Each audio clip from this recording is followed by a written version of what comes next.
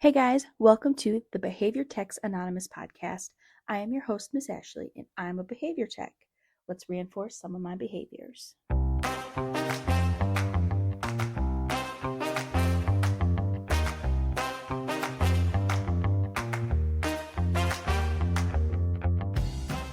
Hey friends, thank you for joining me for our next meeting of Behavior Techs Anonymous. It is January 2nd, which is the first Tuesday of the whole brand new year. So thank you for listening in and making me a part of that. I hope that you guys had a really good year. And I know that in my previous podcasts, I kind of had a thing going where I was kind of just like the last two, just telling you my experiences in different settings.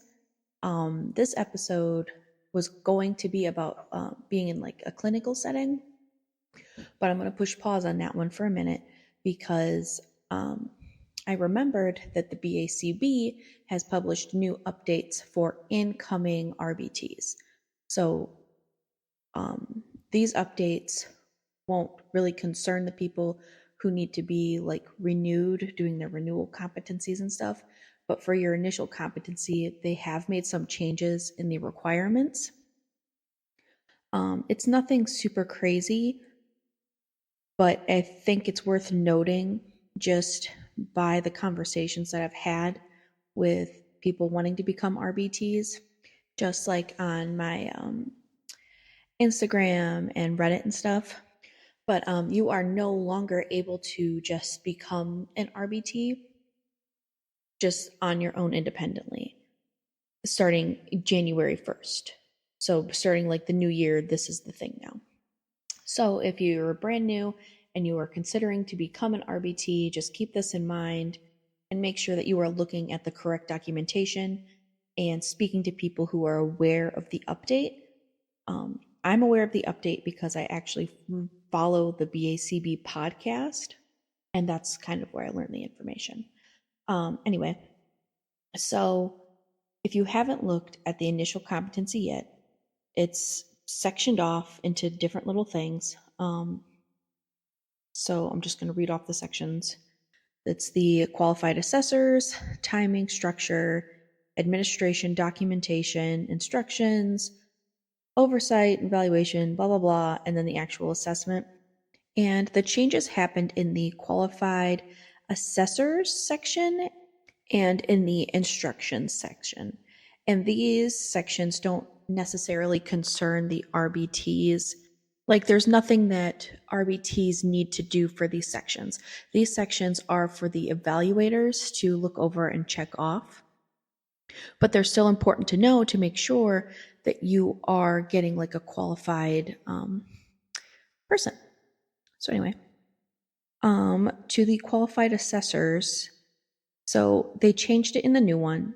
The old one just said qualified assessors. In the new one, it says qualified assessors and relationship expectations. It used to be that the assessor needed to be a BCABA or a BCBA with the 8-hour supervision training.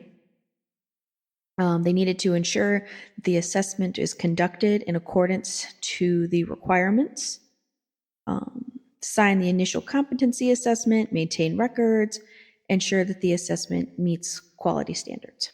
But the brand new update that has just gone into effect literally yesterday says that for the initial competency assessment, and honestly, I'm just going to read these word for word so that all the information gets across correctly. So the assessor needs to be employed at the same organization or have a contractual relationship with the applicant and clients involved in the assessment. If the responsible or assistant assessor is a BCABA, their supervisor must also be employed at or have a contractual relationship with the same organization where the clients are receiving services. They need to ensure that the assessment is conducted in accordance with these requirements, sign the initial competency, maintain records of all the assessments conducted, and ensure that the assessment meets quality standards even when assistant assessors are involved in conducting the assessment. So again, before, all the supervisors needed to do was make sure the assessment was done in the right way with the right requirements. They need to make sure they signed it and keep the records of it. That's it. They also added the relationship section to the new one, and it says relationship expectations. The responsible assessor, assistant assessors, and RBT applicant must be employed at or have all the same contractual relationship with the same organization. The organization also must be an entity providing services to the client involved in the assessment.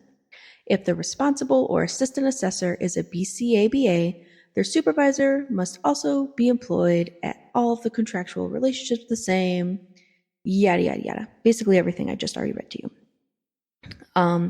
This relationship requirement applies to the entire assessment and not just the portions involving the clients.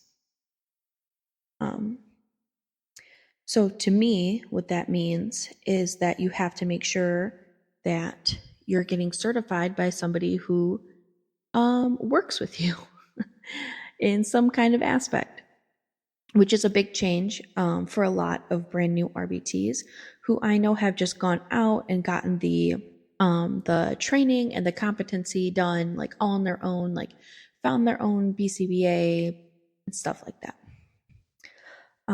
So now we have to make sure that we are working with them, which I think is going to be very interesting because there are a lot of places where they want you to already have your certification and they won't pay for you to get certified, or they won't like train you there. So I think that's going to be a very interesting development for future employment for RBTs. So then like that thought also carries down to the other part that they changed under instructions, where they just kind of have to mark off that they have the contractual agreement and or work in the same places that you work. Which I know like that stuff doesn't sound like anything, but I know that that's how a lot of RBTs got their start, was doing the free trainings that are online. And especially through the Autism Partnership Foundation, I know that this is where a lot of people have said that they got theirs done. I was lucky enough to do mine in the clinic where I first started working. They offered the training there, which was good because when I started out, I was very I don't want to say ignorant of the ways, but I was very ignorant of the ways of being an RBT and what it even meant. So they like offered the training there, and I, of course, at the time thought it was just a regular training. I didn't realize it was anything special, but it is. And I know a lot of people try to do it for free before they get the jobs in the clinics and stuff, or in the schools or wherever they want to work. And this, I think, is going to be kind of debilitating for new RBTs, especially, as I said before, the places that don't offer the 40-hour training. And I can kind of see it both ways, where it's like, okay, you want them to have like a quality assessor, or they want to make sure that whoever is assessing you is doing it like for, I don't know, I don't want to say like the right reasons, but a lot of BCBAs will charge RBTs in order to get assessed. And number one, I thought that was crazy when I first heard that, because I cannot imagine trying to do a job and then paying somebody to assess me to tell me that I'm good enough to do that job, because it's not just for the initial one. Like some RBTs have to pay BCBAs for like their continual competency assessments and stuff. And that's crazy. I don't make enough money to pay people to tell me I'm doing a good job, especially when those people are making 3 times my salary. That, a lot of RBTs don't even get a salary. It's hourly, but that's neither here nor there. That's a whole other conversation that I could be having right now. But maybe this will encourage like clinics and organizations to develop a 40-hour training and invest time in the professional development of RBTs, and how, we can be like a bigger part of the picture, and we can maybe help with the turnover rate, because the RBT turnover rate is very high. The burnout for us is very high. And I think it's partly due to us not being taken necessarily seriously when we have a serious job to do, and we're just out here floundering about trying to do our best and just being told we're not good enough. So I'm hoping that maybe just like adding that in the competency will just do something about that. That's like the golden light for this, is like maybe it'll make companies take it more seriously. Which, with the other upcoming changes, again, this is all on the BACB website, so you could just literally look this up. But there are more changes coming out in the future. This one is specifically for Ontario residents, but it says that all RBTs and BCABAs who have their certification in Ontario are going to be put on a voluntary inactive status. And it also looks like the BCBAs will also lose their behavior analyst status.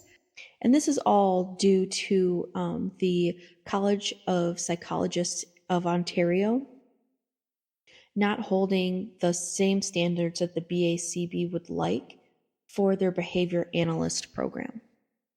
So on July 1st of 2024, so that's, this year, all of those titles will be stripped and you will be put in inactive status. I don't know what that is going to be looking like. I'm just telling you the information. So good luck with that. Let me know how that goes. And I am really sorry that that is happening, because I don't know what I would do if that happened here and to me.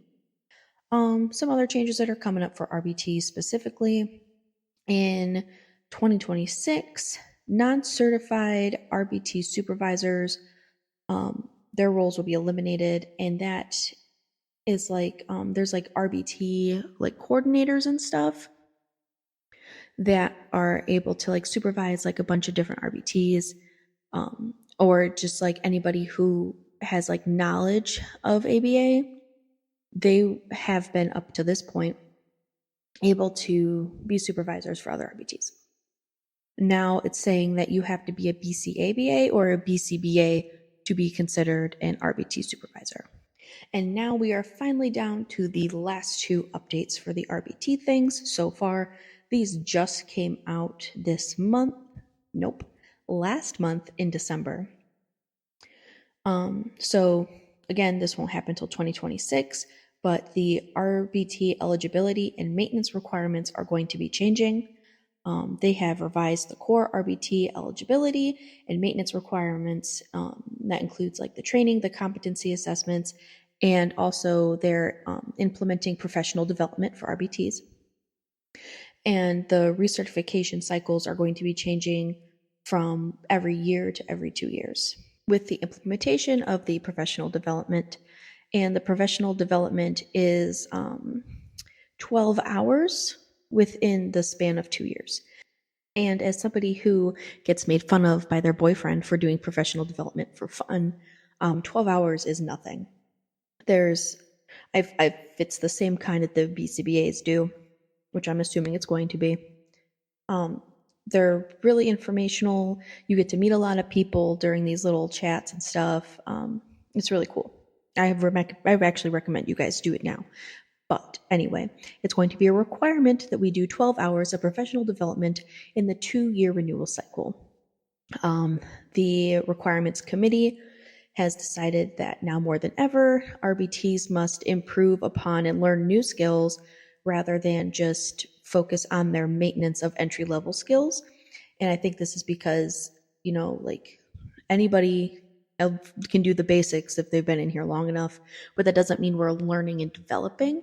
And if we're not learning and developing, our clients are just not going to get the same kind of quality care that they need. And also that they deserve. And we deserve to learn and grow and do new things. But anyway, professional development may be in one or the more following areas. It can be a continuing education event. It has to be authorized continuing education and certified from the ACE, which is the Authorized Continuing Education Providers. The next one is kind of cool. Behavior Analytic University courses. You have to like pass with like a C, because C's get degrees. It has to be from an accredited university, and the documentation that you have to keep for that is a syllabus and transcripts from the university, which could be really cool if you are working towards your degree into being a BCBA or BCABA anyway. I just think that that's just like nice. That's what I would do, honestly. And then the third type is an organization's in-service training related to behavior analytics service delivery that does not include training on a specific client's program. So it's not like your supervision. This can be done through BCBA, BCABA, and has to be through the RBTs, like organization, like wherever you work. And the documentation for that, it just says trainer documentation, and that more information will be provided before 2026. And it is important to note that the ongoing RBT supervision stuff, like what we do with like our clients, and supervised field work towards becoming a BCABA or a BCBA does not count towards professional development. So you can only do those three things: continuing education events, taking courses, or in-service trainings. And if you can, like even if your organization does offer in-service trainings, I would still try to do like the community, like the continuing education events or the courses, only because I just have such a distrust for companies right now. Also in 2026, if you put yourself in voluntary inactive status, when you come back and you're like, okay, I want to be active again, you have to do a reentry competency assessment, no matter the length of time that you went inactive. So it used to be, I think you had 6 months to be inactive before they made you retake it. I can't remember exactly. That's on me. That's my bad. But now in 2026, if you go inactive, you have to do a reentry thing, no matter the length of time. And you have to do it every single time. So have fun with that, because I know that there are a lot of people who go inactive and then come back and then go inactive and then come back. Well, now you're going to have to do that renewal. So anyway. Oh, also, so it used to be, right now, currently it is $35 for a renewal application. Can you believe that inflation has hit the recertification process? Because now it's going to be $50 every 2 years after 2026. $50. That's crazy. Like, I get it, like they're just like trying to keep their money, but still, $50 for a renewal. And then the certification application is $65, like to start off with. And that doesn't include the $45 that you have to pay Pearson for your examination. So brand new RBTs in 2026, be prepared to pay like $110 or something crazy like that. Because that's nuts, right? Like that's a lot of money for an entry-level position. But that's just me. I don't like having to pay for where I work. You know what I mean? What else is different? Oh, there is a new curriculum outline coming out in 2026. It's just going to require a certain amount of time for the certain subjects that are in the competency stuff. Like for like your trainings, like your 40-hour trainings and stuff, like so you have to spend at least 5 hours doing this subject and 4 hours doing that subject. Also, nothing really that we can control or really need to worry about. But there is also a change in the supervision requirements coming up. So current RBT certificates must be supervised by a qualified RBT supervisor, basically a BCBA, right, for at least 5% of their service hours worked. So that's how it was. Now it has to, include the supervisor being at the place that you work. So it can't be like a BCBA that you used to know, or like an RBT that you used to work with that became a BCBA, whatever. It can't be anybody that's not somebody that you are currently working with. And it also has to include 2 face-to-face supervisions, with at least one of those taking place in an individual supervision meeting. So it can't be like, well, I'm here to supervise like this person, and this person. Like at least one of those has to be face to face, which I think is pretty cool. I know that I struggled with some PCBAs where I would be like doing my telehealth supervision and they would turn off their mic and turn off their camera, and I would ask a question and there would be no answer because they weren't there. They got up and they like walked away from the camera and went on like that for a while.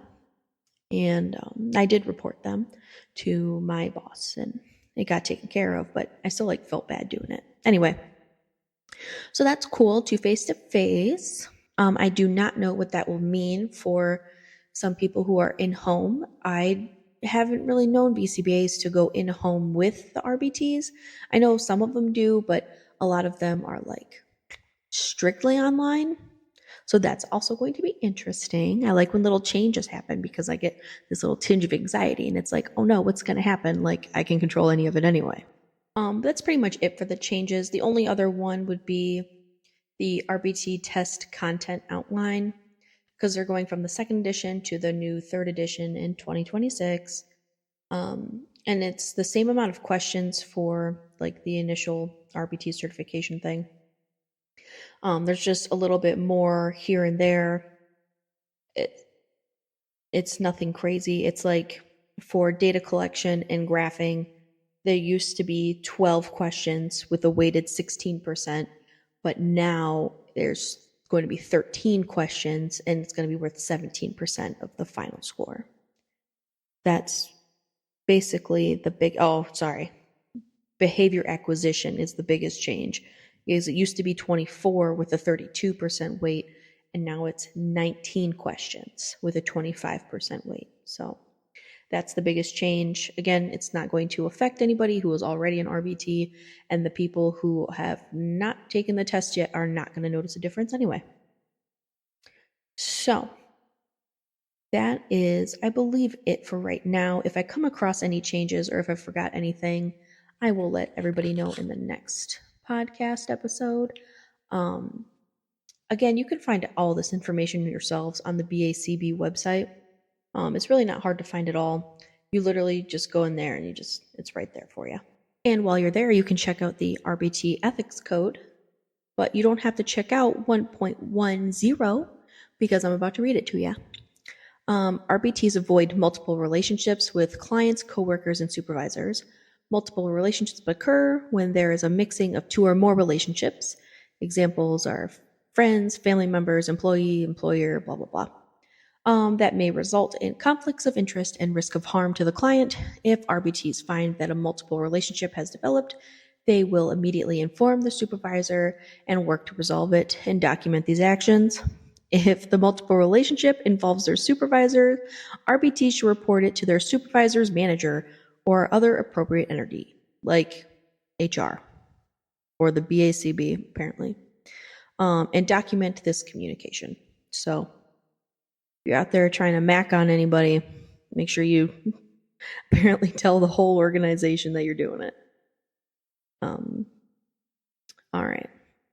So that's it for this meeting of Behavior Text Anonymous. I will see you guys in 2 Tuesdays, which should be January 5th. No, not 15th, January 16th. Let me know if you guys have any questions, comments, or concerns about anything. Go ahead and send me messages on Instagram or Reddit. I'm on there a lot. There's also the Facebook page that is only for behavior techs. So if you want to go on there, get a little solace away from behavior analysts. And we just try to support each other on there. It's nothing crazy. Go ahead, like, share, and subscribe to this. And I will see you guys in 2 Tuesdays. Thanks. Bye.